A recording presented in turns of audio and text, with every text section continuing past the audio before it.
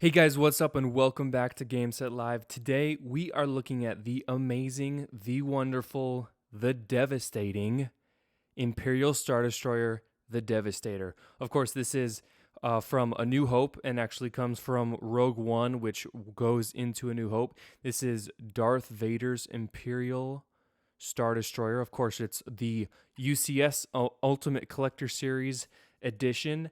And let me tell you, this thing is huge. It's about, I believe, 3 feet 6 inches long. As you see looking behind me, I had to actually buy another set of shelves to put on top of my existing shelves because I just didn't have enough room. So now I think I still might not have enough room. If you look back there, I'll have to reshuffle some of my sets around. But this thing was a monster to build. Compared to the Falcon, it did take shorter. This was only about a 13 and a half hour build compared to the 21 hours of the Falcon. But this set is a beautiful set. I think if you have any interest in any of the UCS sets, maybe you already have the Falcon, maybe you have some other UCS sets, I would honestly probably grab this one and maybe even before the Falcon. If you kind of look at it as a whole, it is a beautiful centerpiece. Now, you'll probably already see the price on the screen, but it was $699.99, about 4,700 pieces. And right now, it's actually out of stock. So if you want to pick this sucker up, you're going to have to get it from a local seller like I did. That's what I was able to do. Or you'll have to get it from eBay. So getting it for that $699 or $700 price tag might be a little difficult. But if you do some digging, if you're patient, you might be able to pick this one up. You should be able to. But that being said, it is getting harder and harder to find, especially online. Lego's been having some struggles keeping this puppy in stock. So if this is on your list to get, you definitely want to jump on this as fast as possible because compared to the Falcon, this probably won't retire as soon, but it is semi close to retirement if it follows the schedules of other Lego sets. That being said, we're going to take a closer look at this, but before we do that, I just want to kind of give some overall thoughts about the set. Of course, at the front, you see the Tantive Eve, I guess is what you're supposed to call it, at the front. Wasn't as bad as I was expecting. It is what it is. It's a nice touch to the set, kind of puts you in the scene, puts you in the mindset of that A New Hope chase. We'll get to the minifigures later. You can see the cannons on the side. We do have up here, this is the targeting array system, and then these are the shield generators, and there's also some cool stuff underneath that we will be able to see. But if you stick around at the end for the speed time-lapse build, the sped up time-lapse build, you'll really get a good sense about the internals of this. It is largely hollow with some exceptions, but just there's really no internals to look at. You're not like the Falcon, there's no really inside pieces that you'll ever want to look at.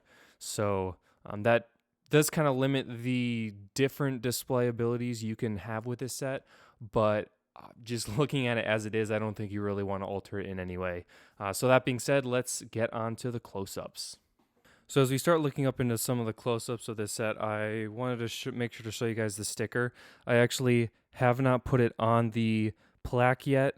I'm kind of still deciding exactly what I'm going to do because it just kind of hides underneath here. So when you're displaying it, you're not really going to see the plaque that much. So I might just keep it in on its holder.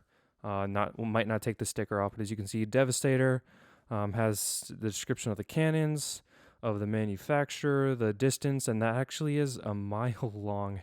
It's kind of hard to think that this ship full size is a mile long. Heavy turbo laser cannons. I believe these ion cannons are these ones on the side. Of course, as you can see up top, various array of cannons. Those will be the only cannons that you can see. But let's, of course, also huge instruction booklet, very heavy, similar to the Falcon. First, let's get on to the minifigures. This is just the officer, Imperial officer. I probably should have looked beforehand exactly which officer, but he's got awesome arm printings. Beautiful arm printings. I think those are fantastic. He's got the headset. Pretty calm look. Helmet. Not dual faced. But that's okay. Arm printing on the other side. He does have the waist and leg printings. A pretty decent minifigure in and of itself. And then we'll move on to the other one. This one, unfortunately, does not have arm printing. But besides that, it's a pretty good looking minifigure. Very depressed look on his face. But he does have the dual molded legs, which I think is something we don't see often in minifigures, but I think it's definitely a fantastic addition to this set. But speaking to the minifigures, one of the main complaints that people have seen or that people have voiced overall is that there are not enough minifigures, and I would definitely agree with that. A set this priced, this expensive, you definitely want to see those minifigures stacking up, and it kind of makes it a little more cool to stack them along the bottom. But let's start at the bottom. So looking at the bottom, you can see there's this little area where you can sort of recreate the Tantive being captured. So you are able to stick it under there, which is pretty cool. I probably will never do that, but I think that's definitely a cool touch. And of course, if you've played Battlefront 2, the old ones, you know that at the bottom of these, they do have the sonic ionization reactor. So that's the power supply of the ship. So that's definitely a cool addition. Even though you don't really see that often in displaying this piece, it's definitely cool to have. Now the bottom is relatively simple, not really surprising there, but I definitely think it's cool as we mainly will see the top. Looking down the side of this, you can really get a good look at how menacing it really is. I do think they did about as good of a job as they could getting this gap down the middle as slim as possible. I think it's not too noticeable when you're looking at it, but the bottom ones, they did a good job of connecting these two. You're able to make sure that's all set up. Oh, and actually that came undone. But these top ones are free floating, so it is what it is. I like the detailed work down the side of it. It's really great. And it's the same of both sides, which is okay. I think that's cool. That works out just fine. And then we start to work our way up top. And there's not a lot to describe on this set, but I think just giving you guys a really good look is always great to see. And one thing that the main thing I did not prefer about this set is you have the gap, really noticeable gap right here down the middle. And then there are some gaps in the top, if it'll zoom in.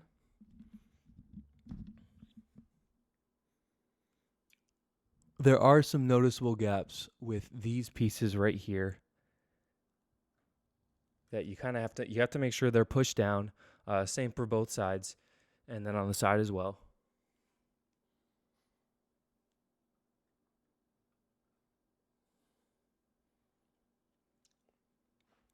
You really notice those as not being very flush with it, but all in all, I'm not too concerned about that. So the last thing is we'll spin it around and give you a good look at the back. So the back of this set is truly magnificent. I actually have to pull out because it's so large, but I wish I could give you, actually, how about this? I'll put a minifigure in the boost engines of the back just to give you an idea of the size. So there, he'll kind of just chill in there. That's the size of this. Here, let's see if we can actually put it up.